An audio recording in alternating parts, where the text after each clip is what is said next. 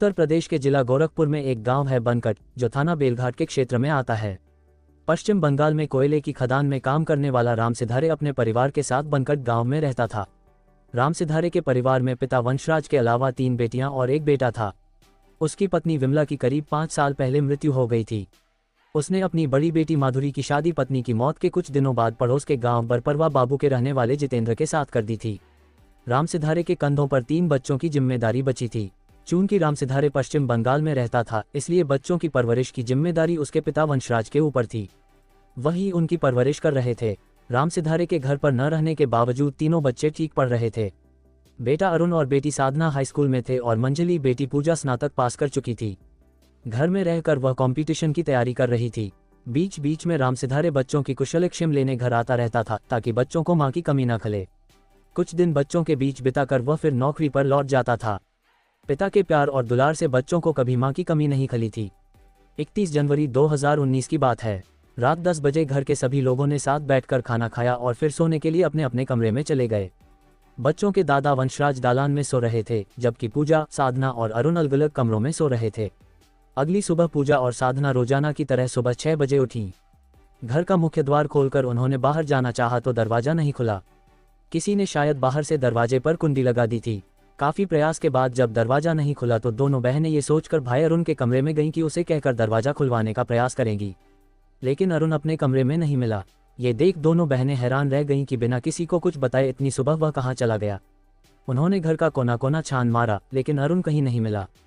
तब दोनों बहनें दालान में सो रहे दादा वंशराज के पास पहुंची। उन्हें जगाकर दोनों ने अरुण के बारे में पूछा तो उन्होंने अनभिज्ञता जताते हुए कहा कि उन्हें कोई जानकारी नहीं है और न ही उसे बाहर जाते हुए देखा। बुजुर्ग वंशराज भी पोते के अचानक गायब होने से स्तब्ध थे। अरुण के रहस्यमय ढंग से गायब हो जाने से घर वाले परेशान हो गए। ऊपर से मकान का मेन गेट भी बाहर से बंद था। अंततः साधना ने पड़ोस में रहने वाले चचेरे बाबा नंदू को फोन किया और बाहर से लगी मेन गेट की कुंडी खोलने को कहा। उसने नंदू बाबा को यह भी बताता कि किसी ने शरारतवश कुंडी लगा दी होगी। कुछ देर में वह दरवाजे की कुंडी खोलकर अंदर आए। उन्हें अरुण के गायब होने की बात पता चली तो वह भी परेशान हो गए। घर के सभी लोग अरुण को गांव में ढूंढने लगे। कुछ ही देर में पूरे गांव में अरुण के गायब होने की बात फैल गई। ये बात किसी के गले नहीं उतर रही थी कि घर में सोया अरुण आखिर गायब कैसे हो गया। अरुण की तलाश में दादा वंशराज, नंदू, पूजा और साधना अलग अलग दिशाओं में निकल गए। इससे पहले पूजा और साधना ने अपने रिश्तेदारों और शुभचिंतकों को फोन करके अरुण का पता लगा लिया था। बहरहाल अरुण की तलाश करते करते 3 घंटे बीत गए। उसके न मिलने से सभी परेशान थे। उसे लेकर उनके मन में बुरे ख्याल आ रहे थे। पता नहीं नंदू के मन में क्या आया कि वह अपने आलू के खेत की तरफ मुड़ गए। आलू का वह खेत वंशराज के घर से मात्र 50 मीटर दूर था। नंदू आलू के खेत में पहुंचे तो उन्हें खेत के बीचों बीच कोई औंधे मुंह पड़ा दिखा। जब वह उसके नजदीक पहुंचे और ध्यान से देखा तो चौंके, क्योंकि वह अरुण का शव था। किसी ने गला रेत कर उसकी हत्या कर दी थी। नंदू दौड़े दौड़े गांव पहुंचे और यह जानकारी बड़े भाई वंशराज को दी। अरुण की हत्या की बात सुनकर घर में रोना पीटना शुरू हो गया। वंशराज और उनकी दोनों पत्नियां पूजा और साधना रोते बिलखते आलू के खेत में पहुंची, जहां अरुण की रक्तरंजित लाश पड़ी थी। अरुण की हत्या की सूचना मिलते ही गांव वाले भी मौके पर पहुंच गए। इसी बीच किसी ने इस घटना की सूचना बेलघाट थाने को दे दी। सूचना मिलते ही थाना प्रभारी सुरेश चंद्र राम पुलिस टीम के साथ मौके पर पहुंच गए। वहां पहुंचकर उन्होंने सीओ गोला सतीश चंद्र शुक्ला और एसपी दक्षिण विपुल कुमार श्रीवास्तव को भी सूचना दे दी। सूचना मिलने पर दोनों पुलिस अधिकारी मौके वारदात पर पहुंच गए। पुलिस ने घटनास्थल की जांच की तो पता चला हत्यारों ने अरुण की हत्या किसी तेज धारदार हथियार से गला रेत कर की थी। उसका कसरती बदन देखकर लगता था कि हत्यारों की संख्या 2 से 3 रही होगी, क्योंकि वह अकेले आदमी के वश में नहीं आ सकता था। खेत में संघर्ष का कोई निशान भी नहीं मिला था। इस बात ने मामले को और भी पेचीदा बना दिया था। पुलिस ने मौके की और गहराई से जांच की। जिस जगह पर अरुण की लाश पड़ी थी वहां खून सूखकर काला पड़ चुका था। इससे यही अनुमान लगाया जा रहा था कि घटना को 8-10 घंटे पहले अंजाम दिया गया होगा। लाश के अलावा पुलिस को मौके पर कुछ और नहीं मिला था। पुलिस ने घटनास्थल की कार्रवाई निपटाकर लाश पोस्टमार्टम के लिए बाबा राघवदास मेडिकल कॉलेज गुलरिहा भिजवा दी। मृतक अरुण की बड़ी बहन पूजा उर्फ सोनाली ने गांव के ही 5 व्यक्तियों पर हत्या का आरोप लगाते हुए थाना प्रभारी सुरेश चंद्र राम को नामजद तहरीर दी। पूजा की तहरीर के आधार पर पुलिस ने अशोक मौर्य, चंद्रशेखर मौर्य, इंद्रजीत मौर्य, विनोद मौर्य और दशरथ मौर्य के खिलाफ भादुम्बी की धाराओं 147, 148, 149, 302, 506, 120 बी और 31 SC/ST एक्ट के तहत मुकदमा दर्ज कर लिया। चूंकि यह मामला SC/ST एक्ट से जुड़ा था, इसलिए जांच की जिम्मेदारी सीओ सतीश चंद्र शुक्ला को सौंप दी गई। सीओ साहब ने सबसे पहले वादी पूजा उर्फ सोनाली से अरुण की हत्या के संबंध में जानकारी ली। पूजा ने बताया कि करीब 1.5 साल पहले अरुण को दशरथ मौर्य ने जेल भिजवाया था। वह उसकी बेटी कंचन से प्यार करता था। कंचन भी उससे प्रेम करती थी। एक दिन दोनों ही घर छोड़कर भाग गए थे। दशरथ मौर्य ने नाबालिग बेटी कंचन को बहला फुसला कर भगा ले जाने की रिपोर्ट बेलघाट थाने में दर्ज करा दी थी। पुलिस ने कोशिश करके अरुण और कंचन को ढूंढ निकाला और अरुण को जेल भेज दिया था। जुलाई 2018 में वह जमानत पर छूटकर जेल से बाहर आया था। भाई के जेल से आने के बाद से ही ये लोग उसकी जान के पीछे पड़े थे। पूजा ने उन्हें बताया कि दशरथ मौर्य ने अपने चारों बेटों अशोक, चंद्रशेखर, इंद्रजीत और विनोद के साथ मिलकर अरुण की हत्या कर दी है। सीओ सतीश चंद्र शुक्ला ने पूजा के बयान की पड़ताल की तो उसकी बात सच निकली। इसके बाद सतीश चंद्र पुलिस टीम के साथ दशरथ मौर्य के घर पहुंच गए। मौके से अशोक, चंद्रशेखर और इंद्रजीत दबोच लिए गए। विनोद और उसका पिता दशरथ पुलिस के पहुंचने से पहले फरार हो गए थे। तीनों को हिरासत में लेकर वह थाने आ गए। सीओ शुक्ला ने हिरासत में लिए गए अशोक मौर्य से दशरथ और विनोद के ठिकाने के बारे में पूछताछ की तो उसने बताया, सर, अरुण की हत्या हमने नहीं की और न ही मेरे पिता फरार हैं। वह तो छोटे भाई विनोद के साथ घटना से 2 दिन पहले कुंभ स्नान के लिए प्रयागराज चले गए थे। अशोक मौर्य ने आगे बताया, साहब, अरुण पिछले साल मेरी बहन कंचन को बहला फुसला कर घर से भगा ले गया था। उसके खिलाफ बेलघाट थाने में मुकदमा भी दर्ज कराया गया था। पुलिस ने उसे गिरफ्तार कर जेल भेज दिया। जुलाई में अरुण जमानत पर जेल से आ गया। उसके बाद से हम खुद ही कंचन की निगरानी करते रहे। फिर दोबारा वह कंचन से कभी नहीं मिला और हमने भी यह बात भुला दी। फिर हम उसकी हत्या भला क्यों करेंगे। अशोक के बयान ने सीओ शुक्ला को सोचने पर विवश कर दिया था। इधर 2 फरवरी को अरुण की पोस्टमार्टम रिपोर्ट भी आ गई थी। पोस्टमार्टम रिपोर्ट में बताया गया कि उसकी हत्या पहले गला दबाकर की गई, फिर किसी तेजधार हथियार से उसका गला रेता गया था। उधर जांच में यह बात भी सामने आ गई कि दशरथ मौर्य और उसका बेटा विनोद मौर्य वाकई घटना से 2 दिन पहले यानी 29 जनवरी को कुंभ स्नान करने प्रयागराज गए थे। पोस्टमार्टम रिपोर्ट को पढ़ने और घटना की पड़ताल करने के बाद सीओ सतीश चंद्र शुक्ला के गले से यह बात नीचे नहीं उतरी कि जब आरोपी दशरथ मौर्य और उसका बेटा विनोद 2 दिन पहले ही घटनास्थल से 200 किलोमीटर दूर प्रयागराज चले गए थे तो वह भला हत्या कैसे कर सकते थे। इसमें जरूर कोई बड़ा पेंच था। इसके बाद सीओ सतीश चंद्र शुक्ला ने एक बार फिर से पूजा को थाने बुलाकर पूछताछ की और जांच पड़ताल के लिए उसका मोबाइल फोन मांगा। सीओ शुक्ला के फोन मांगने पर पूजा सकपका गई और फोन देने में आनाकानी करने लगी। पूजा की यह हरकत सतीश शुक्ला को थोड़ी अजीब लगी। उन्होंने पूछताछ करके उसे घर भेज दिया। इसके बाद उन्होंने पूजा के मोबाइल फोन नंबर की कॉल डिटेल्स निकलवाए। कॉल डिटेल्स की जांच में पता चला कि उसके फोन पर घटना वाली रात में 11:58 तक बातचीत हुई थी। फिर उसी नंबर पर सुबह करीब 7:15 बजे भी बात हुई थी। पूजा की जिस फोन नंबर पर बात हुई थी, पुलिस ने उस फोन नंबर की भी कॉल डिटेल्स निकलवाए। वह नंबर बेलघाट थाने के बरपरवा बाबू निवासी धर्मेंद्र कुमार का निकला। धर्मेंद्र मृतक अरुण के सगे बहनोई का छोटा भाई था। पुलिस ने धर्मेंद्र को हिरासत में ले लिया। थाने में उससे सख्ती से पूछताछ की गई। धर्मेंद्र कोई पेशेवर अपराधी नहीं था, इसलिए उसने बड़ी आसानी से अपना जुर्म कबूल कर लिया।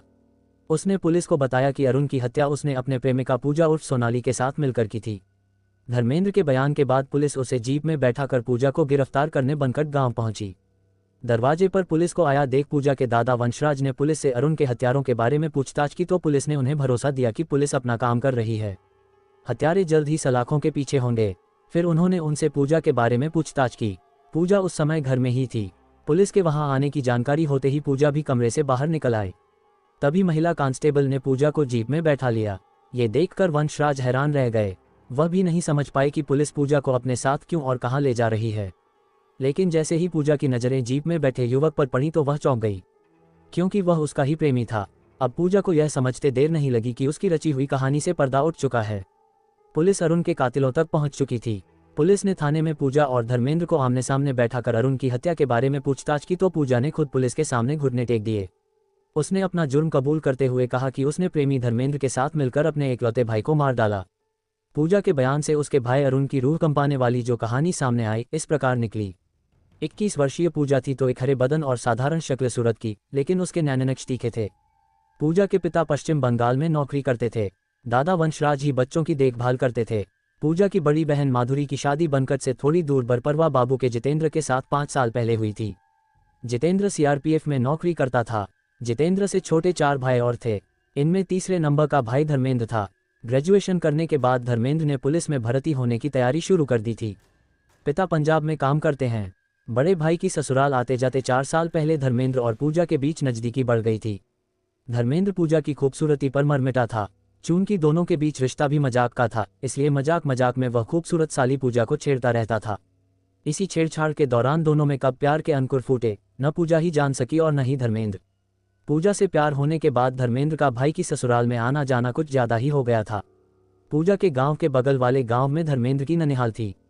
वह जब भी अपनी ननिहाल आता तो पूजा से मिलने जरूर आता था। धर्मेंद्र को देखते ही पूजा का चेहरा खुशी से खिल उठता था। उसे देखकर वह भी खुशी से झूम उठता था। पूजा और धर्मेंद्र यह जानकर बेहद खुश रहते थे कि पिछले 4 सालों से उनके प्यार पर किसी की नज़र नहीं गई थी। पर शायद ये दोनों की बहुत बड़ी भूल थी। पूजा के छोटे भाई अरुण को बहन और जीजा के भाई धर्मेंद्र के रिश्तों पर शक हो गया था। वह समझ गया था कि दोनों के बीच कुछ खिचड़ी पक रही है, लेकिन वह ये सोचकर चुप हो जाता था कि दोनों के बीच मजाक का रिश्ता है, ऐसा थोड़ा बहुत तो चलता ही है, जबकि उनके बीच तो कोई दूसरी ही खिचड़ी पक रही थी। जब से अरुण को धर्मेंद्र पर शक हुआ था, तब से वह उसे देखते ही अंदर जलबुन जाता था। वह नहीं चाहता था कि धर्मेंद्र वहां आए। अरुण पूजा को भी उससे दूर रहने के लिए समझाता था। उसके हाव भाव से पूजा समझ गई थी कि अरुण को उस पर शक हो गया है। ये बात उसने प्रेमी धर्मेंद्र को बताकर सतर्क कर दिया था। उस दिन के बाद से धर्मेंद्र जब भी पूजा से मिलने भाई की ससुराल आता तो अरुण को देखकर सतर्क हो जाता और पूजा से कम ही बातचीत करता, जिससे अरुण को लगे कि उनके बीच कोई ऐसी वैसी बात नहीं है।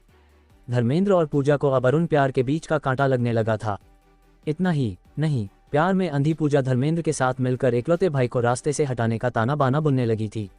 ऐसी खतरनाक योजना बनाते हुए उसे एक बार भी यह ख्याल नहीं आया कि जिस भाई की कलाई पर वह राखी बांधती रही, उसी भाई की जान लेने पर क्यों तुली हुई है। बहरहाल बात 31 जनवरी 2019 की है। रात 10 बजे के करीब घर के सभी लोग खाना खाकर अपने अपने कमरे में सो रहे थे। उस रोज भाई की ससुराल में धर्मेंद्र भी रुका था। वह अपनी ननिहाल आया था। वहां से वह रात में पैदल ही ससुराल पहुंच गया। धर्मेंद्र अपने साले अरुण के साथ उसी के बिस्तर पर सो रहा था। रात 2 बजे के करीब अरुण की अचानक आंखें खुल गईं। उसे किसी के खुसर-फुसर की आवाजें आ रही थीं। उसने जब अपने बिस्तर पर देखा तो चौंका, क्योंकि उसके साथ सो रहा धर्मेंद्र वहां नहीं था। दबे पांव अरुण पूजा के कमरे में पहुंच गया। कमरे के अंदर का नजारा देखकर उसका खून खौल उठा। धर्मेंद्र पूजा को अपनी बाहों में भरे आलिंगनबद्ध था। ये देखकर अरुण जोर से धर्मेंद्र को भद्दी भद्दी गालियां देने लगा।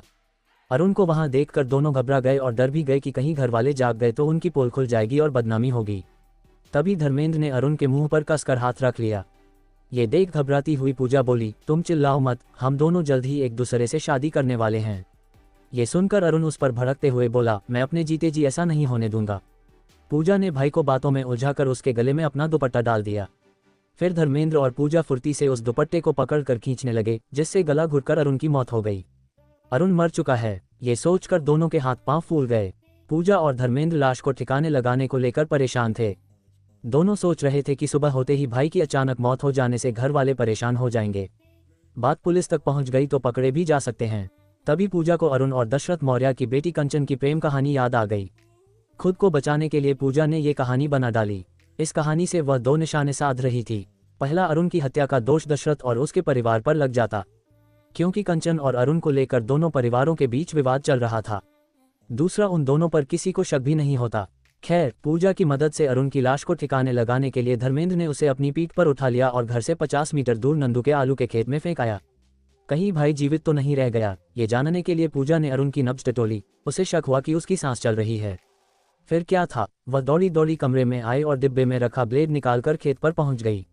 अपने ही हाथों से उसने भाई का गला रेत दिया। फिर दोनों घर आ गए। खून से सने हाथ पैर धोकर दोनों निश्चिंत हो गए। सुबह होते ही धर्मेंद्र घर लौट गया। घर जाते समय वह पूजा के घर के मेन गेट की कुंडी बाहर से बंद कर गया था, ताकि लोगों को यही लगे कि दशरथ और उसके घर वालों ने उसे धोखे से बुलाकर हत्या कर लाश आलू के खेत में फेंक दी। केस का खुलासा हो जाने के बाद पुलिस ने दशरथ मौर्य और उसके बेटों के नाम रोजनामचे से हटाकर पूजा और धर्मेंद्र को आरोपी बनाते हुए उन्हें न्यायालय में पेश किया, जहां से उन्हें जेल भेज दिया गया। कथा पुलिस सूत्रों पर आधारित। कंचन नाम परिवर्तित है।